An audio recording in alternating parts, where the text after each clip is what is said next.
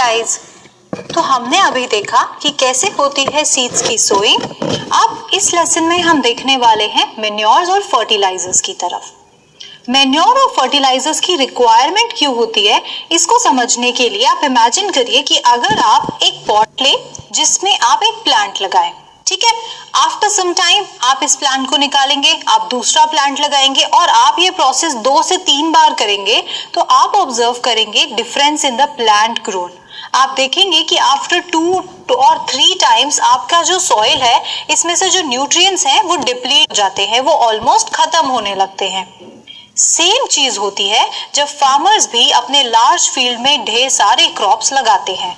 सो जब वो एक बार क्रॉप्स लगाते हैं तो ये क्रॉप्स जो है वो न्यूट्रिएंट अब्सॉर्ब कर लेते हैं सॉइल में जो प्रेजेंट होगा वहां से।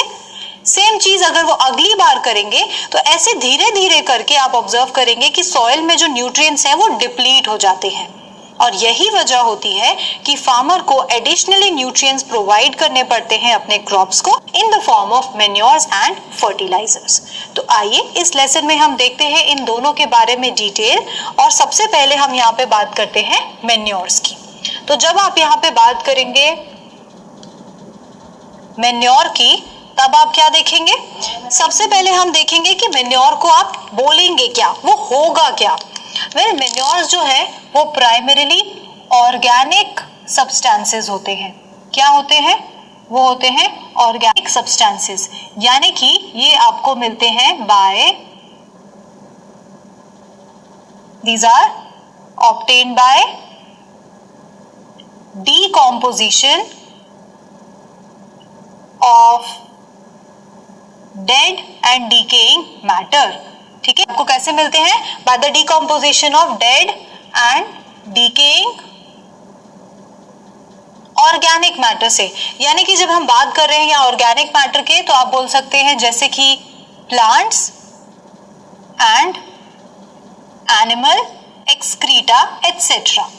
ठीक है, तो जैसे कि आप बोलेंगे जंगल में, या फिर आप बोलेंगे आपके घर पे, लेट्स से आपके घर पे अगर आप जो भी वेजिटेबल पील्स या जो भी प्लांट प्रोडक्ट्स और एनिमल प्रोडक्ट्स हैं, अगर आप इनको कलेक्ट करें और आप इन्हें एक गड्ढा खोद के, एक डिग करके सॉइल को उसमें डाल दें, इसे कवर करें, तो कुछ दिनों बाद आप ऑब्जर्व करेंगे उसमें से कुछ फाउल स्मेल आएगी। ये फाउल स्मेल इंडिकेट करती है कि ऑर्गेनिक मैटर जो है वो डिकम्पोज हो गया है। इस डिकम्पोजिशन के प्रोसेस में मदद करते हैं यहाँ पे बैक्टीरिया एंड फंजाई। ठीक है, और जो मैटर अब आपको मिलता है इसी को आप बोलेंगे मैन्योर। सो मैन्योर्स की खासियत ये है कि these are rich in nutrients. ठीक है, ये न्यूट्रिएंट्स में बहुत ही रिच होते हैं। इसके साथ साथ आप देखते हैं कि इनमें एक और खासियत है, that they improve the soil quality. तो एक चीज तो हमने जो अभी ऑब्जर्व की वो तो ऑब्वियसली ये है कि ये सॉइल में ऐड करेंगे न्यूट्रिएंट्स को। दूसरा आप देखते हैं कि जो यहाँ पे मैन्योर्स होते हैं वो सॉइल की क्वालिटी भी इंप्रूव करते हैं। ये चीज हम कैसे कह सकते हैं? वो इसी वजह से क्योंकि जो मैन्योर होता है इसके पास ढेर सारा ऑर्गेनिक मैटर है, इसके पास ढेर सारे फाइबर्स प्रेजेंट होते हैं। जब आप इन्हें सॉइल में ऐड करते हैं तो इसकी वजह से सॉइल में जो वाटर होल्डिंग कैपेसिटी है, वाटर रिटेन करने की कैपेसिटी है, वो बढ़ जाती है। और फाइनली हम कह सकते हैं कि जो सॉइल का टेक्सचर है, ठीक है, वो भी इंप्रूव हो जाता है। तो बेसिकली हम बोल रहे हैं कि जो मैन्योर है वो ऑफ कोर्स न्यूट्रिएंट्स तो प्रोवाइड कर ही रहे हैं सॉइल को, साथ ही साथ उसकी क्वालिटी भी इंप्रूव करते हैं। ठीक है, तो ये हो गए हमारे मैन्योर्स जो कि बनते हैं by the dead and decomposed plants की मदद से और एनिमल प्रोडक्ट से। ओके, नेक्स्ट हम यहाँ पे आके बात करते हैं फर्टिलाइजर्स की। तो यहाँ पे आप क्या देखेंगे? फर्टिलाइजर्स क्या होते हैं? फर्टिलाइजर्स होते हैं यहाँ पे, अक्सर आप बोलेंगे इनऑर्गेनिक मैटर, या फिर आप बोलेंगे these are artificially produced substances. ठीक है, इनको आर्टिफिशियली प्रोड्यूस किया जाता है। कहां पे प्रोड्यूस किया जाएगा? Well, these are prepared in factories. कहां पे प्रिपेयर किया जाता है? इन्हें प्रिपेयर किया जाएगा फैक्ट्रीज में। ये जो यहाँ पे फर्टिलाइजर्स होते हैं, इनकी एक खासियत ये होती है कि fertilizers are very rich in nutrients, ठीक है, these are very very rich in nutrients. वो इसीलिए क्योंकि जब आप फैक्ट्री में इनको डेवलप करते हैं तब आप कुछ स्पेसिफिक टाइप ऑफ न्यूट्रिएंट्स को ही लेके यहाँ पे फर्टिलाइजर्स बना सकते हैं।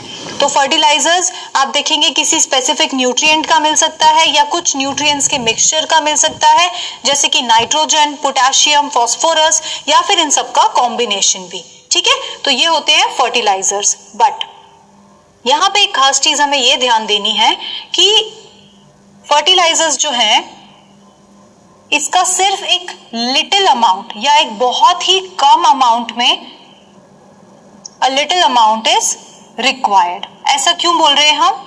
क्योंकि ये इतना ज्यादा कॉन्सेंट्रेटेड है, इसमें इतने ज्यादा न्यूट्रिएंट्स प्रेजेंट हैं, एक छोटा अमाउंट ही इसका काफी होता है।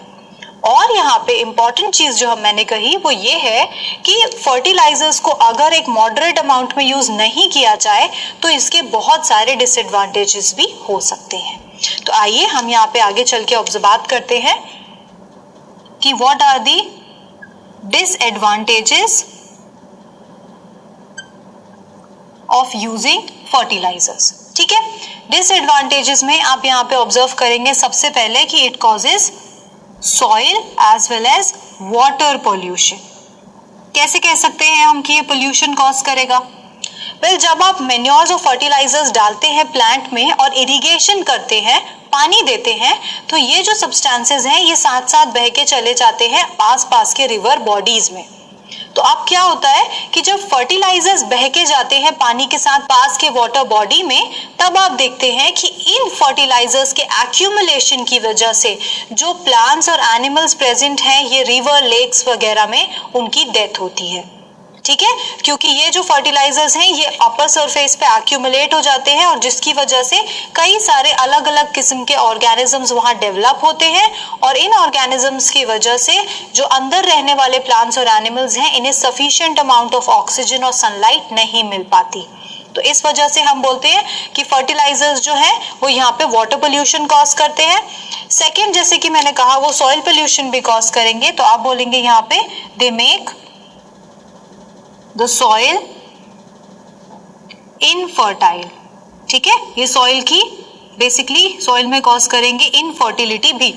वो इसीलिए क्योंकि इनके पास ढेर सारे केमिकल्स प्रेजेंट हैं जो कि टॉक्सिक इन नेचर भी हो सकते हैं और अलग अलग केमिकल की वजह से जो सॉइल है इसका नेचर बदलता जाता है, ठीक है। और इसकी वजह से आप देखेंगे कि लॉन्ग टर्म अगर आप फर्टिलाइजर्स को यूज करते हैं तब सॉइल जो है वो इनफर्टाइल हो सकती है।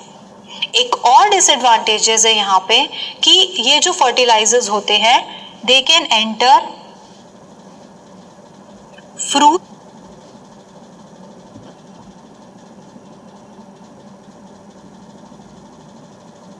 एंड वेजिटेबल्स, ठीक है। जो फर्टिलाइजर्स हैं they can enter fruits and vegetables and जब हम इन फ्रूट्स और वेजिटेबल्स को खाते हैं तो ये फर्टिलाइजर्स हमारे बॉडी में भी एंटर करते हैं। अब इमेजिन करिए कि अगर ढेर सारा फर्टिलाइजर धीरे धीरे करके हमारे बॉडी में एक्यूमुलेट होगा तो हमें कितना ज्यादा हार्म हो सकता है।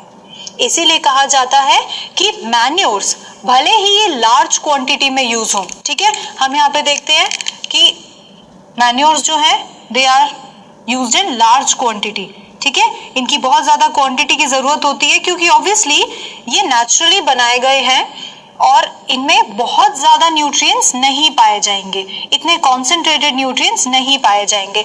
तो although manures are required in a large quantity, still they are safer and better to use for a long term.